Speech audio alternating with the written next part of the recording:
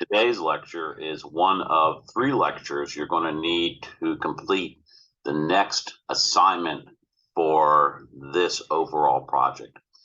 Today we're going to be talking about dropping parking lots.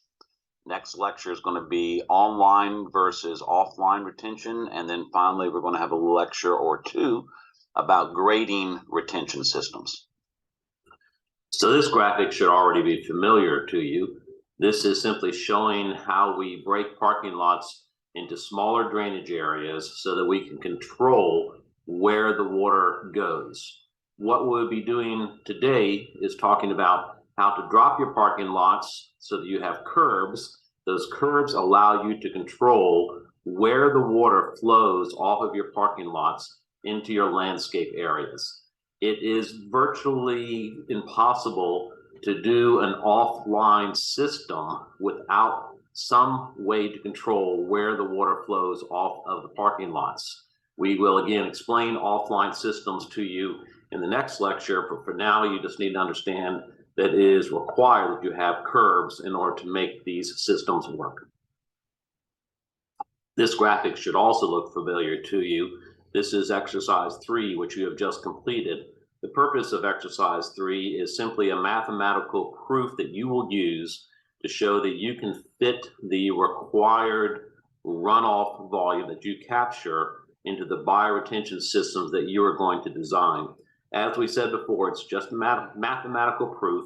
These rectangles that you have at the edge of each of your pavement areas are not the actual shapes for your bioretention systems, but they will give you an indication of how big these are going to need to be. So one of the first things that you'll need to do is make sure that you have a double line to represent the curbs in your parking lot.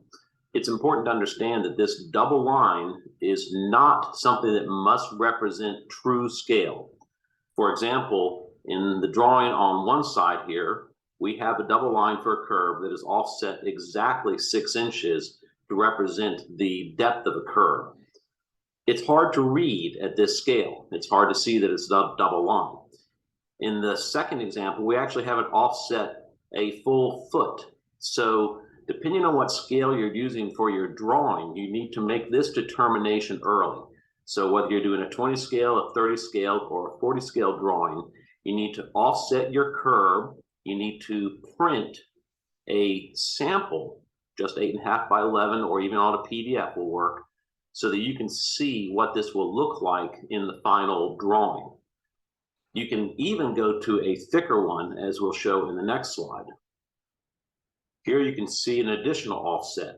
We start on this side, we have a 1 foot offset. On this other drawing, we actually have a 2 foot offset for the curb. Again, remember, this is just a symbol for you to use. A 2 foot offset graphically would probably only be used on a 40 or a 50 scale drawing. You will probably be doing more of a 30 scale drawing, so you might want to stick with the 1 foot offset. Be aware that you do have to have curbs around all of your parking and driving areas. You obviously will not have curbs between your plaza space and the landscape area, but you will have to have curbs between the parking and the plaza space, and we'll be adding ramps later on. Again, all of this is required for us to do exercise 4. So this is a typical parking lot that you might start out with. We're going to use it as an example. As you can see, these are contours, 2% slope, which means, of course, that these contour lines going across the parking lot are 50 feet apart. A thing that I commonly do in AutoCAD to make it simple is I simply go in and I offset 25 feet, both uphill and downhill if need be, from the existing contours. Why 25 feet? Because you know already that at a 2% slope, 1 foot contours are 50 feet apart. Therefore, you also know that half contours would be 25 feet apart.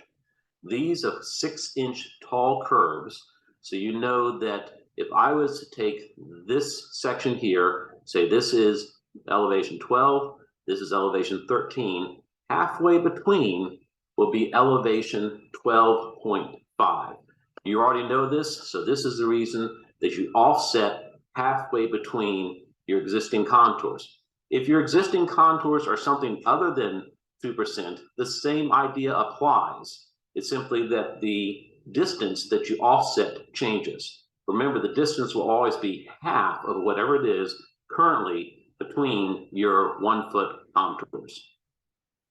After I offset these contours 25 feet, I will then go and trim them on the inside of the curb, because I know that these contours are going to represent the new contours for the pavement only and not for the landscape area.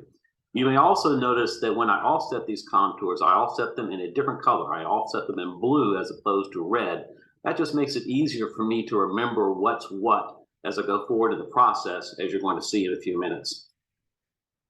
So now that we have trimmed the contours, we've trimmed off the blue contours that were on the outside so that we only represent the blue that are on the pavement. We've trimmed off the red contours, which were the landscape contours that used to run all the way across. So now they only represent the contours that are on the landscape areas. We need to connect these together. So if you were to look at this in a fairly simplistic way, which I really advise you do, because this is hard for students to get the very first time they do it. If we go halfway between the 12 and the 13 contours on the landscape area, we know that the elevation right here, halfway between, is going to be 12.5. Because we're using 6-inch curbs, we also know then that this contour is going to be 6 inches below 12.5, which means this is going to be the new 12 contour. We're going to start up here in this corner because it's fairly simple. This contour here is the 14 contour. We know that halfway in between we're at 14.5. So this is going to be our new 14 contour that is on the pavement. To do such, we're going to simply draw this out, and we're going to start down here, and we're just going to run up like this. We know that we have to connect it up to that contour. This is the contour now. It's running across the pavement. We run across there. We run along the curb, and then we stop. When we get to where the contour is up on the landscape again, we go across the landscape. We then go up to the contour that's running across the pavement, go across the pavement, come down, and take off on the 14. It's actually that simple. The hardest part is remembering which way you're supposed to go. So let's start again, and we'll do it with the 13 over here. We're going to run the 13 around like this. We're going to run up, and then we know we come across. Now, I left the blue one here on the landscape area because it brings up an important point that we need to point out. If we know the elevation right here, the question becomes, which way do we want to go around this landscape island? Do we want to run around the low side, or do you want to run around the high side? The fact is, we know we want to run around the low side because if we look at how the contours come off of the pavement and connect to the landscape area, they always run down the curb to connect to the landscape area. So in this case, you can see we'd want to run down the curb, and it's hard to remember that even when you're going this way, you're running down the curb. So we're going to go ahead and do that. We're going to run down, around, up, over, down, and then connect into the 13. We're going to have the exact same thing when we're doing the 12. Comes up, over, runs around the lower side of the landscape area, comes up, down, and off onto the landscape area. The fact is, the 11 stays where it is, and the 15 stays where it is because they're not connecting to the parking lot at all. So that is a very simple way to do something that students often have trouble with.